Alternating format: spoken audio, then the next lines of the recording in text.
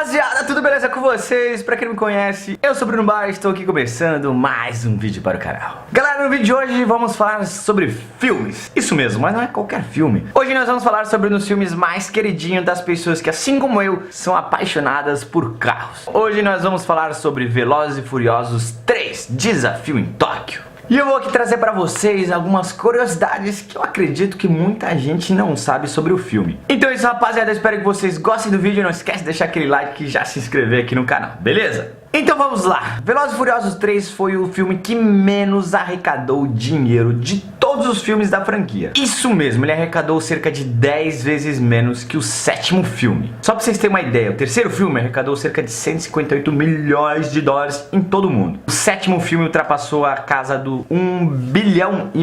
Mano, é muita grana. Mas mesmo sendo o filme que menos arrecadou dinheiro de todos, Velozes e Furiosos 3 teve uma importância muito grande para a franquia e também para o mundo do drift. O terceiro filme é muito querido entre os fãs de Velozes e Furiosos, assim como o primeiro filme, por ter um foco muito grande na cultura automotiva. Ao contrário dos outros filmes que seguiram na sequência, onde o foco principal era ação e tudo mais, Velozes e Furiosos 3 focou muito naquilo que era para ser a ideia do filme, né? Carros, Velozes e Furiosos e tudo mais. E o filme também foi responsável por apresentar ao mundo o drift, o esporte que hoje praticamente todo mundo conhece, mas naquela época ninguém fazia ideia que era drift. Drifting? O que é que isso significa?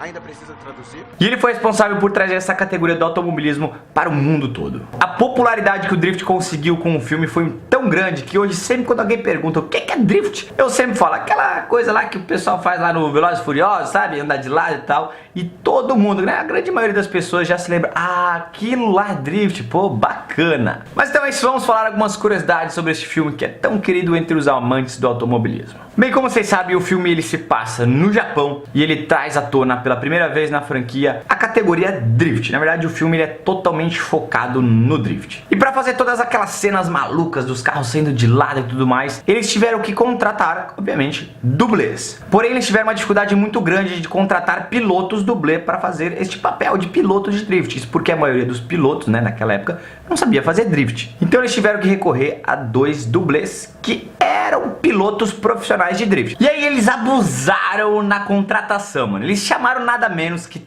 Tanner Faust. Sério, o cara é muito foda. Eu já fiz até um vídeo falando sobre os melhores pilotos de drift do mundo e ele com certeza estava lá naquela lista, porque ele manda muito. E ele não manda bem só no drift, ele já foi 2 vezes campeão da Fórmula Drift, que é considerado hoje o maior campeonato de drift do mundo. Mas ele também já foi 3 vezes campeão mundial de Rallycross e já ganhou 4 medalhas no X Games na categoria Rallycross. O cara é muito bom, mano, sério. E eles também contrataram o piloto Rhys Milling, que claro, ele não é tão consagrado como o Tanner Faust, não é tão conhecido, mas é um piloto profissional da Fórmula Drift da The One, nunca ganhou porcaria nenhuma, mas o cara manda muito. Então esses foram os 2 principais pilotos que fizeram todas as cenas de drift do filme. Mas não foram só esses 2 caras que contrataram não, na verdade eles convidaram o famoso DK.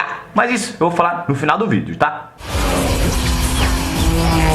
Um dos motivos que eu acredito que o filme tenha feito grande sucesso é porque eles não exageraram naquelas cenas malucas como os filmes seguintes foram criando, né? Tipo, aquela cena de carro pulando num prédio, de submarino perseguindo o carro, de um tanque de guerra. Isso tudo é muito viagem. Eu fico pensando, será que o diretor desse filme realmente ele acha que tá convencendo alguma pessoa no mundo que um tanque de guerra consegue andar na mesma velocidade de um carro? Sério, eu fico tipo abismado assim, que é muito exagero, rapaziada. E esse filme, ele é bem tranquilo. Grande parte das cenas foram feitas de verdade, assim, os caras foram lá e fizeram aquilo mesmo.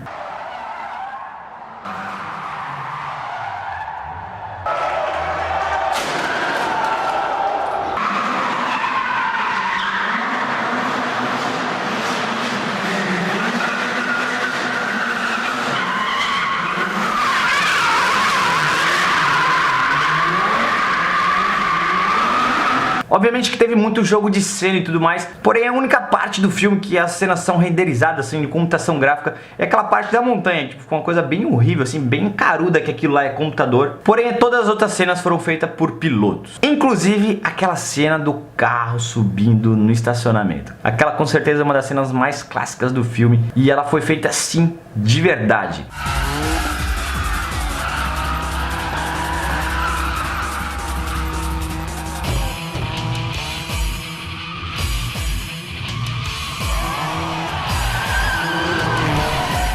E vou falar aqui pra vocês, não é tão difícil não. Eu acho que eu conseguiria fazer. Não é querer me achar, rapaziada. O único problema aqui no Brasil é achar um lugar que tem uma rampa parecida com aquela e o mais importante, que deixa a gente fazer drift, né? Aqui. Rampa de shopping eu acredito que tenha bastante aí Brasil afora, mas dificilmente alguém vai liberar. Porém, vocês acham que esse problema assim de alvará e tudo mais é só aqui no Brasil? Negativo, pessoal. Lá no Japão eles tiveram muito problema com permissões de gravação. Na verdade, o governo ele não libera pra ninguém filmar em Tóquio. Então grande parte das cenas foram filmadas em locais fechados, inclusive em estúdios lá nos Estados Unidos, eles nem foram pro Japão filmar. Porém, várias cenas eles filmaram realmente no meio da cidade, né, como aquela cena que eles estão no cruzamento de Shibuya. Só que foi algo um tanto quanto perigoso, porque se a polícia pegasse, eles encerrariam as gravações ali e provavelmente eles iam ficar marcados. Então eles tiveram que fazer uma coisa meio que clandestina, eles pegaram, botaram as câmeras, foram pra lá filmar, filmaram tudo no meio da galera e tudo mais. Ou seja, todas aquelas pessoas, elas não são atores coadjuvantes, são pedestres mesmo, moradores lá e turistas e tudo mais que estavam lá no momento e eles foram lá, filmaram e tudo certo, saiu no vídeo. E o risco era tão grande das filmagens serem canceladas e tudo mais que eles até tinham dublês para os diretores. Isso mesmo, tinham pessoas que estavam lá interpretando serem os diretores para caso a polícia viesse lá, eles iam botar a culpa, ó, aquele lá é o diretor, leva ele preso. Mas infelizmente nada aconteceu e o filme, como vocês sabem, foi ao ar. Bem, eu falei que a grande maioria das cenas eram verídicas, certo? Só que vocês devem imaginar que os diretores desse filme eles são muito exigentes, né? Não bastava fazer uma cena e tudo mais. Eles queriam que os pilotos repetissem até terem a cena perfeita. E para isso, obviamente, diversos carros foram usados, porque, mano, ninguém é perfeito e, obviamente, vários acidentes aconteceram durante as gravações. Para isso, eles montaram diversos carros clones. Eles fizeram várias réplicas do mesmo carro. Então, caso um carro quebrasse ou batesse, eles tinham vários outros carros facilmente ali para substituir. Porém, o mais engraçado é que nem todos esses carros eles eram de verdade. Muitos carros eles eram usados tipo de figurino ou até para sofrerem acidentes, né?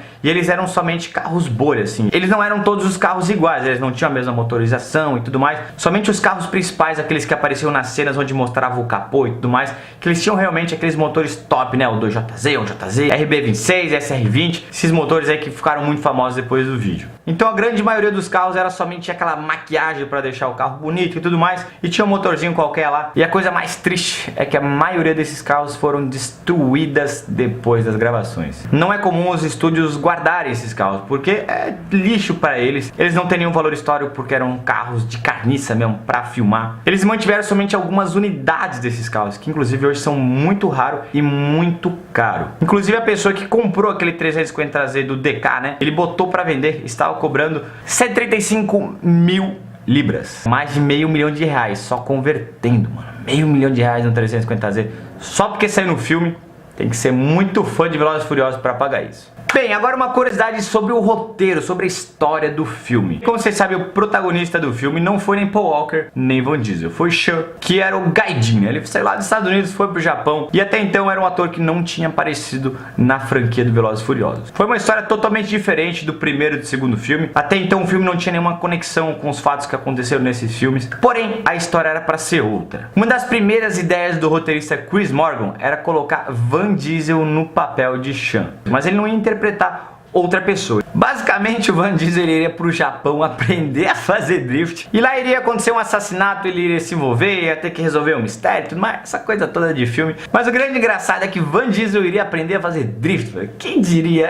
Que coisa louca. Por nossa sorte, não aconteceu. O Vin Diesel apareceu lá só como uma participação especial bem no finalzinho do vídeo. E a gente teve essa obra de arte que foi Velozes e Furiosos 3, que foi do jeito que foi e foi um grande filme e todos nós amamos. No filme, o grande antagonista da história é o Takashi, que é conhecido como Drift King ou o Rei do Drift. Essa é uma referência que existe mesmo no mundo real e obviamente não pertence a Takashi, né? Takashi é só um ator. Essa denominação pertence ao piloto de drift japonês Keiji Tsuchiya. Ele sim é considerado o Drift King do mundo real. Isso porque ele não foi só um dos pioneiros no esporte, mas ele trouxe isso a todo mundo. Ele foi o cara que ensinou muita gente, que espalhou o drift. Inclusive ele criou a Bíblia do Drift, que é um vídeo onde ele explica as principais técnicas de fazer drift. Inclusive é um vídeo que você pode encontrar no YouTube, né? Se você digitar aí a Bíblia do Drift ou Drift Bible, você vai ver lá. É um vídeo bem legal e ensina diversas técnicas do drift. Bem, esse é um cara muito importante pro puro drift e obviamente ele não poderia ser esquecido no filme Velozes e Furiosos. Então ele foi contratado para prestar uma assessoria sobre a performance dos pilotos de drift, né? Eles contrataram lá 2 dublês, 2 pilotos profissionais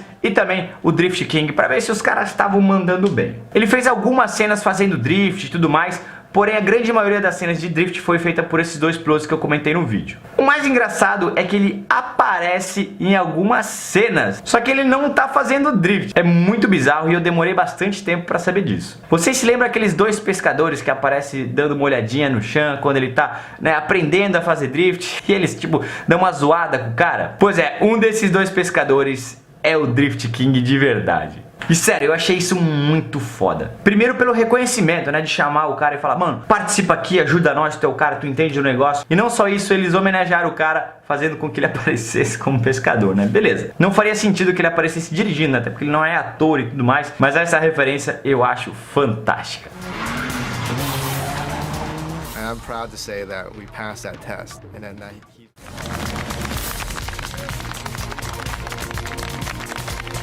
Então é isso, rapaziada, essas foram algumas curiosidades que eu trouxe pra vocês sobre Velozes e Furiosos Desafio em Tóquio. Eu espero que vocês tenham gostado do vídeo. Então deixa aqui nos comentários se tem alguma curiosidade que vocês já sabiam ou se tudo isso foi novidade pra vocês. Então é isso, rapaziada, espero que vocês tenham gostado do vídeo. Se vocês gostaram, já sabe, deixa aquele like. Se vocês não são inscritos no canal, se inscreve aí e ativa as notificações pra não perder nenhum vídeo. Então é isso, eu sou o Bruno Bar, vou ficando por aqui. Fui!